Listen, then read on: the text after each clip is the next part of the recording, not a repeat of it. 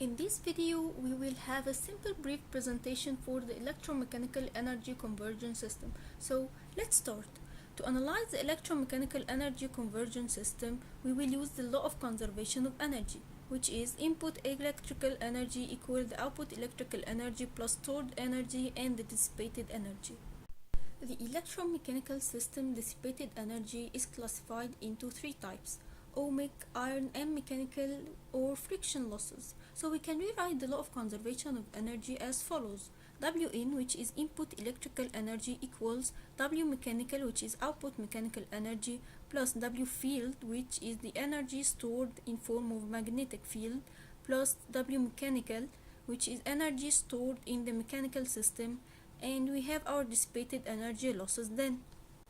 Using the above relation, we can display an electromechanical energy conversion system as the following, and from the figure we could deduce that dW electrical equal dW field plus dW mechanical.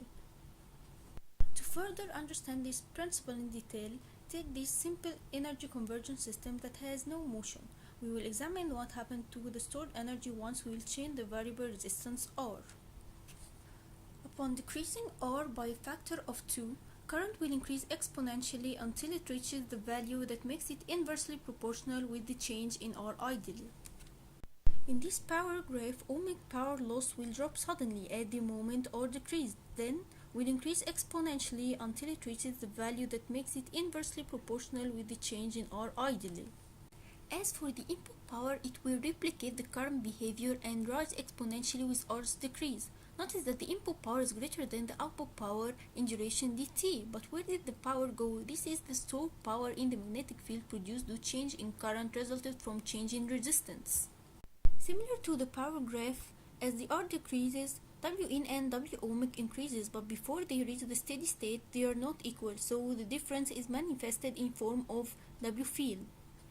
By increasing R again to its original value, Win will decrease exponentially as well as W ohmic, but until they reach steady state, W ohmic is greater than Win, so the variation is the decrease in the W field. In the plunger to the previous simple motionless system, as the plunger opens and closes, flux area will vary, so clearly inductance will increase or decrease accordingly with plunger movement, where Vin equal IR plus d lambda by dt.